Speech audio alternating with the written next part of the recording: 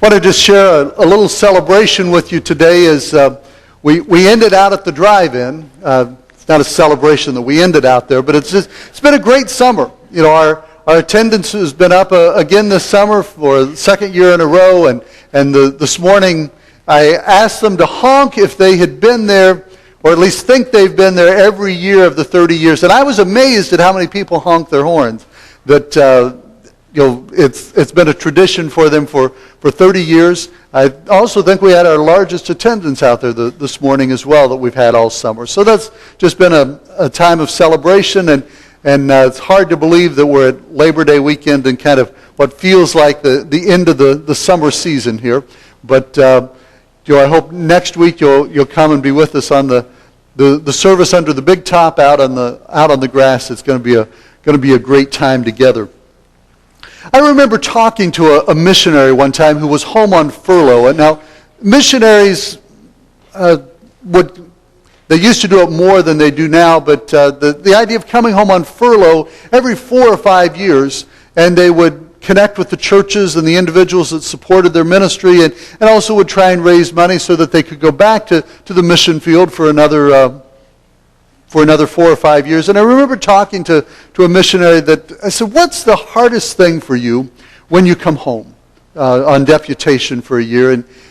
And she said, "One of the hardest things in coming back home is when people ask me, why would you ever go to a third world country to serve as a missionary? So you could be here in the United States, you could be making a decent living, life could be so much easier. Why would you ever want to go and spend your time in a third world country?" And as Bernice talked about that, she said, people just don't understand that the reason my husband and I go and serve as missionaries in Haiti is because God has called us to do that. Oh, sure, life might be easier in the U.S., but she said there is no place we would rather be than where it is that God has called us to. That's a lot of hard work. There are inconveniences, but she said the joy that we get in knowing that we are where God wants us to be, that we're doing what God wants us to do, she said the sacrifices that we make seem so small. Well, as I thought about what she shared with me, I came to realize that the main difference between Bernice and the people that talked to her were a matter of perspective.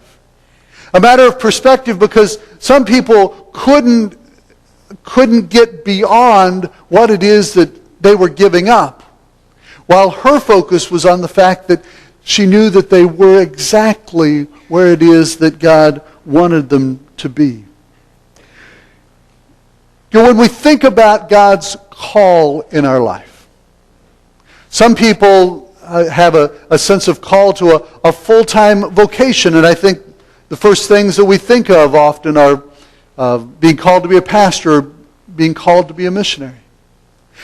I know of some people who feel called to be doctors, called to be teachers, called to do particular things as they live out being a disciple in the workplace. So as we think about this idea of being called, what is it that God is calling us to as individuals? What is it that God is calling us to as a congregation? I want us to look this morning at the story of Isaiah. And Isaiah's call, we find it in the book of Isaiah chapter 6. Now to give you a little background, Isaiah is part of the northern kingdom of Israel, a part of the 10 northern tribes. And it seems that the northern tribes have a history of, for a few years, they're really passionate and really depending upon God, really calling upon God, really being faithful in following God.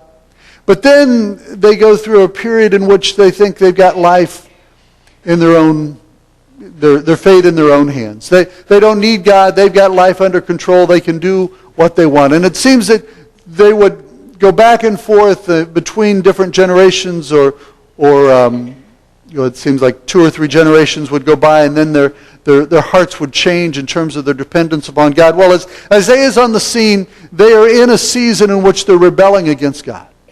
They're not listening. They're doing things their own way. And the call of Isaiah comes at a time when Israel has hardened their hearts toward God.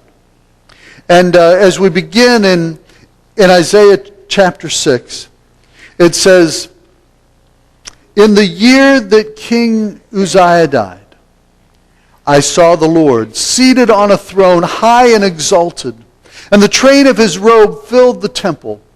Above him were seraphs, each with 6 wings. With 2 wings they covered their faces, with 2 they covered their feet, and with 2 they were flying, and they were calling to one another, 'Holy, holy, holy is the Lord Almighty. The whole earth is full of his glory.' At the sound of their voices, the doorposts and thresholds shook, and the temple was filled with smoke. 'Woe to me,' he cried. I am ruined, for I am a man of unclean lips, and I live among a people of unclean lips, and my eyes have seen the King, the Lord Almighty.' Then one of the seraphs flew to me with a live coal in his hand, which he had taken with tongs from the altar. With it he touched my mouth and said, 'See, this has touched your lips. Your guilt is taken away, and your sin atoned for.'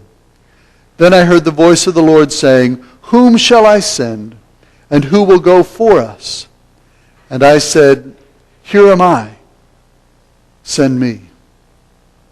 When I think of call, I often think in terms of sacrifice. In order to respond to God's call, it's an issue of giving something up, and even when I think of sacrifice, it's giving up something that I don't want to give up. It's giving up something that I enjoy. I often think of calling in terms of being called into full-time Christian service. But I believe that call goes much, much broader than that. I believe that whether it's a full-time vocation, or maybe a call for a season of our life, or maybe even a call of how we are to live as a disciple day by day, God calls each of us.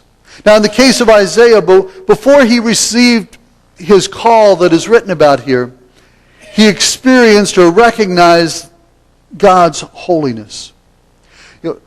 Isaiah experienced a stunning vision. He said, I saw the Lord, and the train of his robe filled the temple with glory. He sees a vision of the Lord, and one that is so impressive, one that is so awe-inspiring. And he said that there were creatures worshiping him, and they were calling out, "Holy, holy, holy, holy is the Lord Almighty." When Isaiah was confronted with God's holiness, he also became confronted by his own sinfulness. He cried out and said, "Woe to me! I am ruined because I am a man of unclean lips." I don't believe that Isaiah is confessing that he had a problem with his language, although maybe he did. But I think as he says, "I'm a man of unclean lips," he's not just talking about his language, but he's talking about his lifestyle. When Isaiah is in the presence of God's holiness, he is confronted by his own sinful nature. I recall the words of the psalmist in Psalm 130. It says, out of the depths I cry to you, O Lord. O Lord, hear my voice. Let your ear be attentive to my cry for mercy. If you, O Lord, kept a record of my sin, who could stand? As we experience the holiness of God, we also become aware of our sinfulness. We also become aware of where it is that we fall short, where it is that we don't measure up to what it is that God would desire for us. As we are confronted with God's holiness, we realize that all that we have to offer on our own is but as filthy rags compared to His holiness.